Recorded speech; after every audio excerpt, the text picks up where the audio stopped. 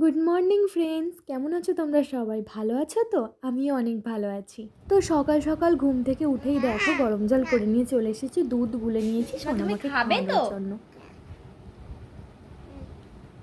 খাবে না? সারা রাত তো ঘুমিয়েছো, এখন খিদে পায়নি সকালে? কি গো, খিদে পায়নি? বলো কি গো, তোমার খিদে পায়নি মা?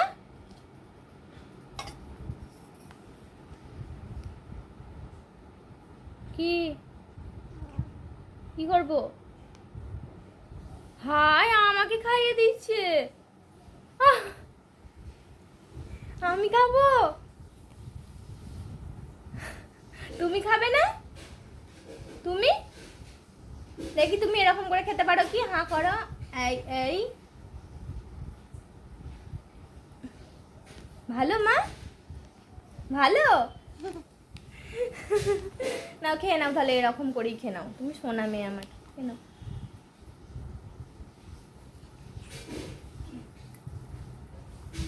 তো তোমরা দেখলে তো সোনামাকে নিয়েই সকাল সকাল আমার মজা করা শুরু হয়ে গেছে। তো ওরকম মজা করে করেই সোনামাকে খাইয়ে দিলাম, আর তারপরে ঘর ঝাড় দেওয়া মোছা হয়ে যাওয়ার পর কিন্তু আমি বাথরুমে চলে এসেছি জামা কাপড়গুলো কাচার জন্য। আজকে না অনেকগুলোই জামা কাপড় ছিল। তারপরে সোনামার ঠাকুমা এদিকে কলটা চালিয়েছিল বলে আমি কিন্তু জলটা তুলে নিলাম। তো দেখো তারপরে কিন্তু স্নানও করে নিয়েছিলাম। এ দেখো সোনামাকেও স্নান করিয়ে দিয়েছিলাম। তারপরেই তাড়াতাড়ি করে চলে এসেছি সোনামার খাবার করার জন্য। সোনামার জন্য একটু খিচুড়ি বানাবো, জানো তো, সেই জন্য দেখো ডাল আর চাল কিন্তু একসাথে নিয়ে নিয়েছি। আর সোনামার ওজনটা একটু কম, আমি তো অনেকবারই বলেছি। তো সেই জন্য আমাকে বলেছে যে চাল ডাল এক পরিমাণ নয়, ডালটা সবসময় একটু বেশি পরিমাণ রাখতে খিচুড়ির মধ্যে, ডাক্তারে বলেছে। তো সেই জন্য বেশি করে একটু ডাল দিয়ে আর অল্প করে একটু চাল দিয়ে কিন্তু সোনামার জন্য আমি এখন খিচুড়ি বসিয়ে দিচ্ছি। আর দেখো সোনামা তো এদিক ওদিক কখন কোথায় চলে যায় আর আমি না দেখতে পেয়ে একদম ভয় পেয়ে যায়।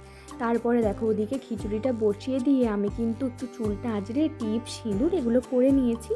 আর তারপরে দেখো কালকে তো দশহারা ছিল, সোনামার ঠাকুমা কিন্তু সিমুই পরোটা এগুলো করেছিল, তো আমাকে দিয়েছিল। সরি সিমুই নয়, সুজি। তো সুজি পরোটা করেছিল, তো আমাকে দিয়েছিল কালকে। না জানি না কেন আমার খেতে একদমই ইচ্ছে করছিল না, একটুও ভালো লাগছিল না যে আমি খাবো।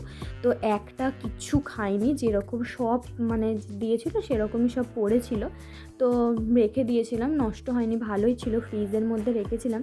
তো সেই জন্য এখন এগুলো বসে একটু খেয়ে নিলাম। আর বিছানাটাও তো গুছানো ছিল না, সেই জন্য দেখো আমি কিন্তু বিছানাটাও এদিকে গোছাতে চলে এসেছি। আর আমি একদিক দিয়ে গোছাচ্ছি আর আমার সোনামা একদিক দিয়ে টেনে টেনে একদম সব গুটিয়ে দিচ্ছে। এই বিছানার চাদরটা কিন্তু নতুন করেই পাতলাম, নতুন না মানে নতুন চাদর না বলছি আর কি, নতুন করে পাতলাম। আগে যেটা পাতা ছিল সেটা আজকে তুলেছি, ওটা কেচে দিয়েছি। আর এসবের ফাঁকেই কিন্তু আমি একবার রান্নাঘরে গিয়ে ভাতটাও বসিয়ে দিয়েছিলাম, সেটা তোমাদের সাথে কিন্তু শেয়ার করা হয়নি। তো তারপরে দেখো বিছানাটা কিন্তু সুন্দর করে গুছিয়ে নিয়েছি।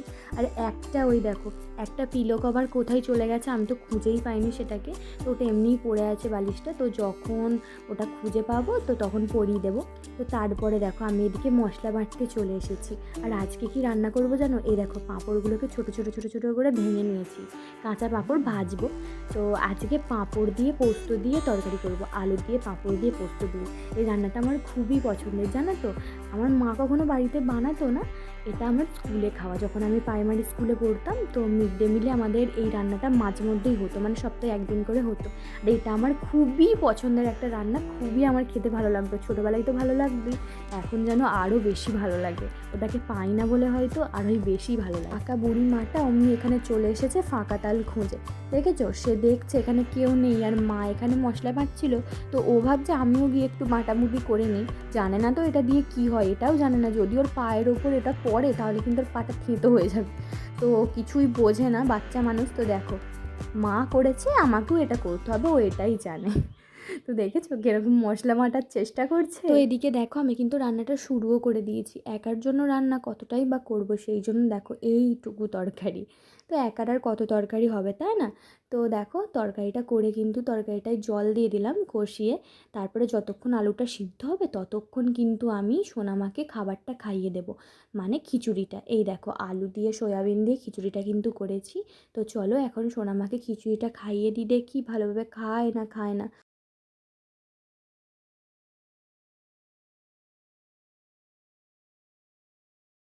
তো সোনামাকে খাইয়ে দিয়েছি, সোনামা বেশ ভালো মজা করেই খেলো।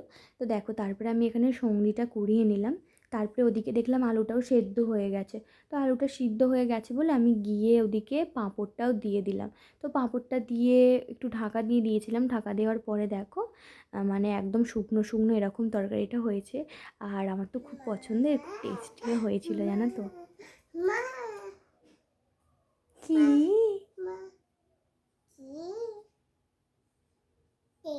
কে তোমার মা? কে?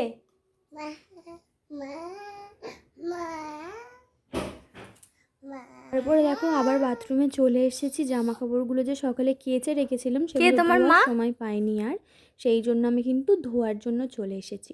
তো জামা কাপড়গুলো ধুয়ে নিলাম, ধুয়ে নিয়ে কিন্তু দেখো এদিকে ছাদে শুকনো করতেও দিতে চলে এসেছি। আর ওদিকে বাসনগুলো পড়ে আছে, আমার না এখন আর বাসনগুলো মাজতে একদমই ভালো লাগছে না। তো জামা কাপড়গুলো আগে একটা একটা করে শুকোতে দিয়ে দিই। আর এত রোদ যে কি বলবো, ছাদে তো মানে ওঠাই যায় না এই রোদেতে। এত যে কষ্ট হয়, যতক্ষণ জামা কাপড়গুলো শুকনো করতে দিই মনে হয় গা হাত পা পুরো একদম জ্বলে যাচ্ছে। তো জামা কাপড়গুলো শুকনো করতে দিয়ে নিচে গেলাম, নিচে গিয়ে এতটাই গরম হচ্ছিল আর যেন আমি হাঁপিয়ে গিয়েছিলাম রোদেতে। সেই মানে প্রচুর কষ্ট হয়ে গিয়েছিলো জানো তো, সেই জন্য একটু পাখাটা চালিয়ে পাখাটার সামনে বসলাম। তারপরেই না সোনামার ঘুম পেয়ে গিয়েছিলো জানো তো, সেই জন্য সোনামাকে একটু ঘুম পাড়াতে গিয়ে আমারও একটু ঘুম পেয়ে গিয়েছিলো। তাই সোনামার সাথে আমিও একটু ঘুমিয়ে পড়েছিলাম। ঘুম থেকে উঠে আমার মনে পড়লো যে আমার তো দুপুরে ভাত খাওয়াই হয়নি, তখন দেখলাম 4:30 বাজে। তো ভাত খেতে ভুলে গেছি মানে কি অবস্থা। যেই রান্নাঘরে উঠে ভাত খেতে এলাম তখনই সোনামার কান্না আবার শুরু, মানে ও ঘুম থেকে উঠে গিয়েছিল।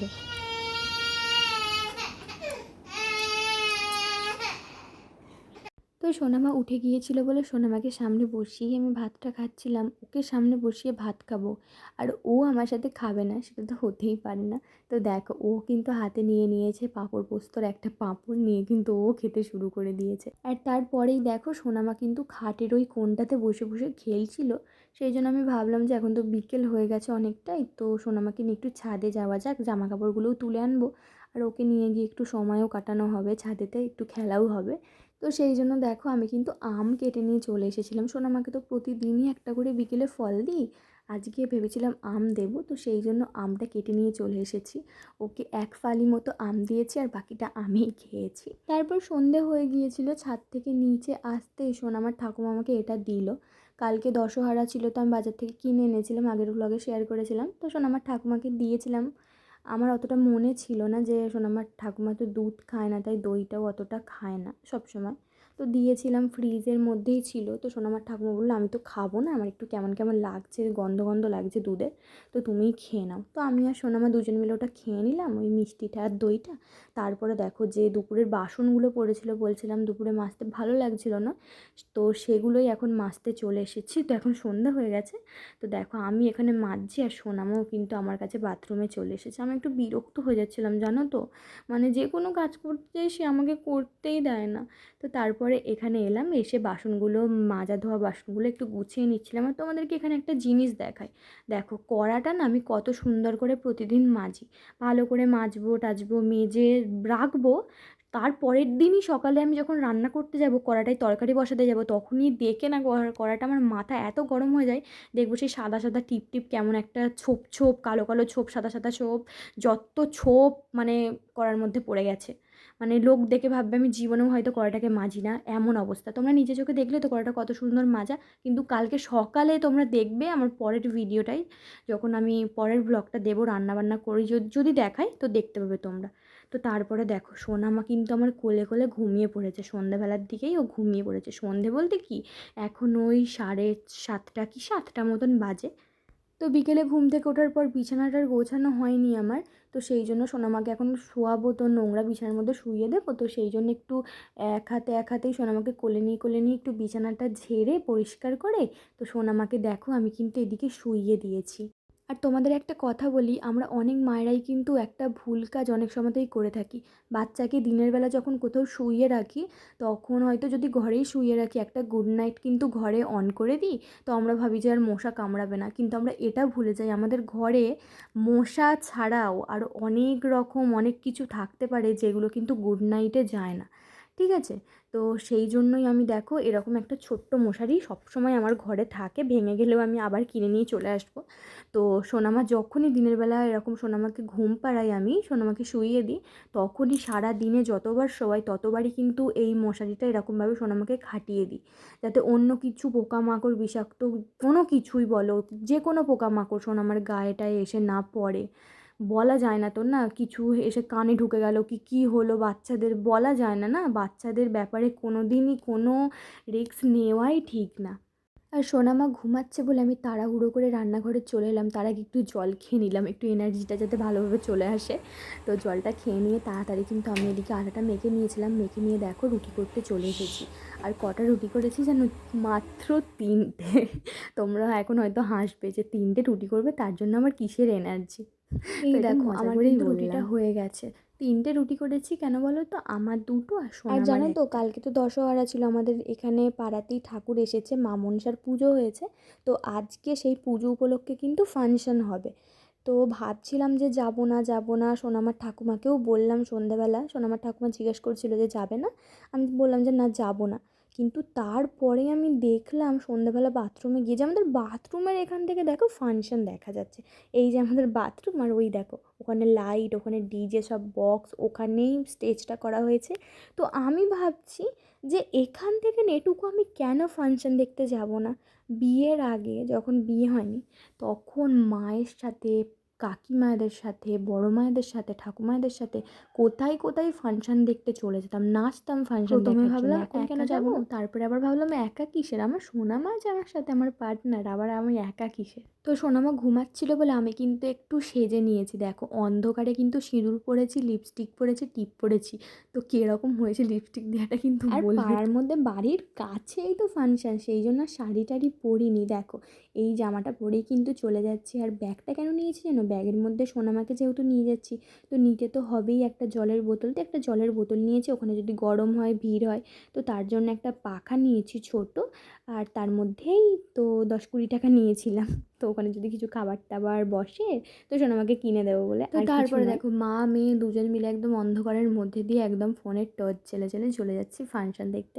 তো তোমরা দেখতেই পাবে, বেশি দূর নয়, একদম বাড়ির কাছে, একটুখানি গেলেই কিন্তু ফাংশন হচ্ছে। এই দেখো সোনামার যে স্কুলটা আছে সেই স্কুলটারও অনেকটা আগে কিন্তু ফাংশনটা, তো সেখানে গিয়ে সোনামা এমন করছিল, ওর এই কাণ্ডগুলোকে আমি দুষ্টুমি বলবো নাকি ওর আনন্দ বলবো নাকি ওর মজা বলবো, তো কী বলবো আমি বুঝতে পারছিলাম না। আমার কোলে সে বসবে না, নিয়ে দাঁড়াচ্ছি সে আমার কোলে দাঁড়িয়ে ঘুরবে না কোলে কোলে, তো আমি অনেক কিছুই করছিলাম, ও কিছুতে আমার কাছে থাকছিল না, একদম কোল থেকে নেমে যাচ্ছিল, নেমে গিয়ে এই সব মানুষের ফাঁক দিয়ে ফাঁক দিয়ে ফাঁক দিয়ে ফাঁক দিয়ে একদম স্টেজের সামনের দিকে চলে যেতে চাইছে ও, মানে ও ভাবছে যে কি ওখানে স্টেজে কেউ নাচছে, তো ওখানে লাইট টাইট জ্বলছে, তো ওখানে আমিও যাবো, এরকম কিছু একটা ও ভাবছিল, আমি বুঝতে পারছি।